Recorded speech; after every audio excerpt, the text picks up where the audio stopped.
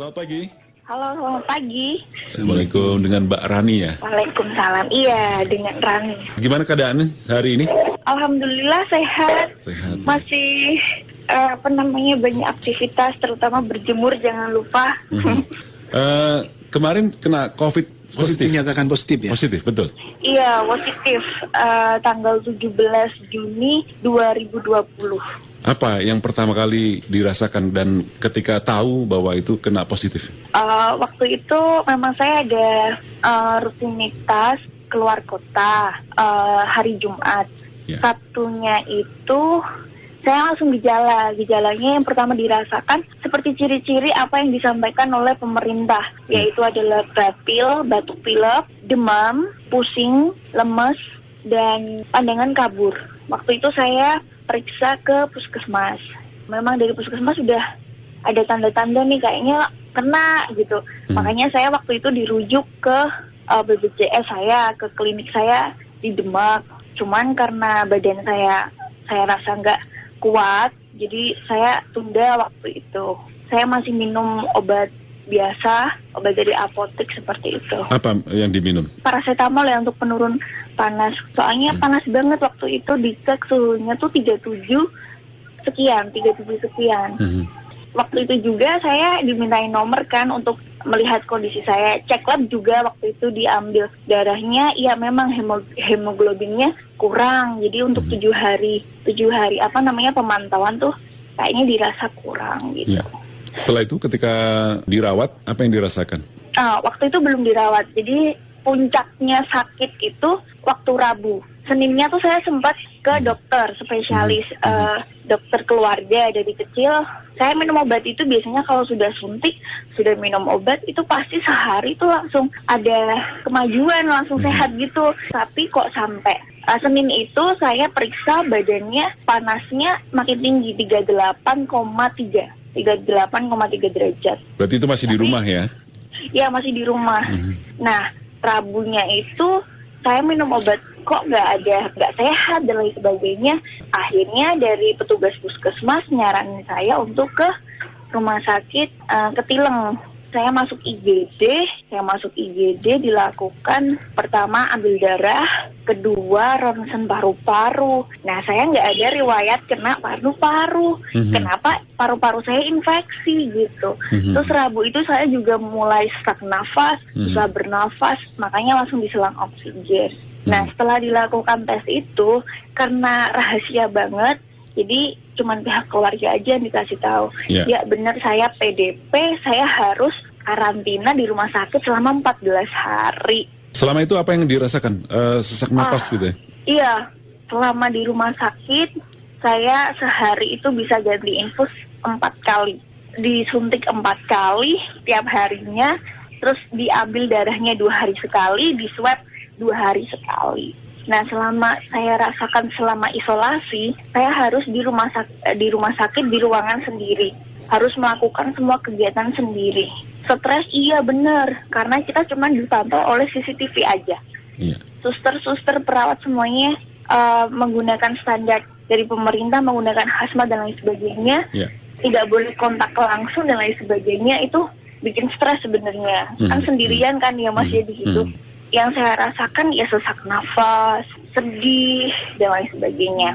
Yang nggak bisa lepas tuh sesak nafasnya, karena 10 hari saya di ruang isolasi rumah sakit, itu saya full pakai selang oksigen, gitu.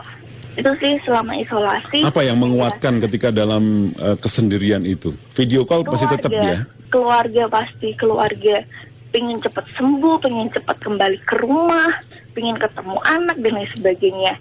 Ya, yang pertama adalah kita nggak boleh stres, kita harus rileks. Ya, walaupun di ruang isolasi itu panas dan lain sebagainya. Harus berjuang sendiri ya. Iya, harus berjuang, harus senang. Makan juga harus banyak, imunnya juga harus banyak. Karena kan kita kan dijamin oleh pemerintah nih. Dijamin oleh pemerintah, makanan itu sesuai standar. Ada susu, ada teh hangat, ada jamuan, ada jamu nih. Saya dapat itu. Jahe, dapat beras kencur dan lain sebagainya. Oh, disupport dengan herbal-herbal itu ya? Iya, betul. Berjemur ada gimana? Kurma. Gimana? Berjemurnya? Kalau di rumah sakit kita nggak boleh berjemur. Nggak boleh keluar ruangan ya? Iya, jadi harus full isolasi di dalam kamar dengan obat-obatan yang disediakan oleh rumah sakit. Infus, obat, rapid, swab itu wajib dilakukan. Jadi masa terberat itu ketika... Iya, masa terberat itu 10 hari di ruang isolasi rumah sakit sudah dilewati. Saya pernah sih sekali down, terus susah bernafas. Waktu itu saya sempat down, saya sempat stres, marah-marah sama perawatnya. Saya nggak bisa nafas, benar-benar nggak bisa nafas, dan lain sebagainya. Cuman itu udah lewat. Nah, setelah itu masa penyembuhan. Masa penyembuhan dari rumah sakit saya dipindah ke tempat karantina. Sudah lepas infus, sudah bisa berjemur, ketemu teman-teman yang lain yang dinyatakan positif ya. Terus sharing, terus berbagi kebahagiaan, nggak boleh sedih, support dan lain sebagainya. Apa ukurannya ketika Anda sudah melewati masa kritis itu? Apa yang dirasakan? Gimana? Yang dirasakan itu sangat senang banget ya, karena saya walaupun lagi hamil besar, karena itu kan riskan banget. Kalau sama perawat-perawat di situ kan, ini riskan banget, obatnya harus double, obat COVID sama obat untuk nguatin janin dan lain sebagainya.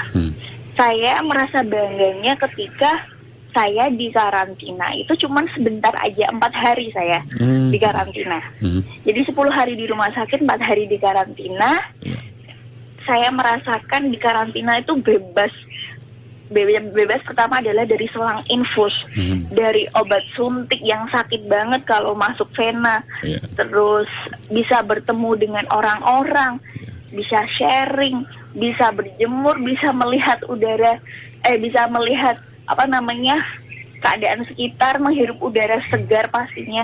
Karena kan di rumah sakit full 10 hari itu di kamar saja. Anda sekarang baru menyadari betapa protokol kesehatan ini penting sekali dilaksanakan. Iya, itu wajib dilaksanakan dimanapun Kawarasika berada. Karena gak enak sekali di ruang isolasi. Bahkan ini bukan menakut-nakuti ya. Ada yang sebulan itu belum sembuh-sembuh sampai sekarang. Jadi teman saya yang di diklat di ruang karantina itu sampai sekarang belum sembuh-sembuh karena ya itu mentalnya down. Dia sedih selalu karena keinget keluarganya dan lain sebagainya gitu. Usia berapa sekarang Mbak Rani? 28. 28. Okay. Ya, 28. Ya. Jadi memang butuh perjuangan dan semangat untuk bisa lepas dari itu ya. Sekarang ini sudah dinyatakan bebas murni, artinya kok bebas sudah negatif? Ya, sudah negatif. Jadi persyaratan untuk keluar dari karantina adalah mendapatkan surat resmi dari rumah sakit. Di situ tercatat saya 4 kali positif, 2 kali negatif, langsung dinyatakan pulang. Gitu, sehat walafiat, amin. Satu lagi nih sebelum terakhir, stigma soal positif COVID bagi masyarakat sekitar bagaimana? Oh ya, untuk masyarakat sekitar saya rasa pemerintah banyak PR ya, karena memang banyak harus ada penyuluhan dari puskesmas setempat, dari RT, RW setempat, kelurahan, kecamatan, semuanya warga harus dikasih informasi yang akurat, yang detail, karena ya warga sekitar tahulah gimana parnonya sama penyakit ini. Jadi ya saat saya pulang pun banyak warga yang menjauhi gitu. Bahkan keluarga saya yang di luar kampung saya ini itu juga kena imbasnya. Baik. Sehat terus ya Mbak Rani. Terima kasih banyak sudah sharing ke Rasika pagi ini. Oke, terima kasih banyak. Semoga ini menjadi pelajaran untuk kita semuanya. Selamat pagi, sehat terus. Selamat pagi. Waalaikumsalam. Waalaikumsalam.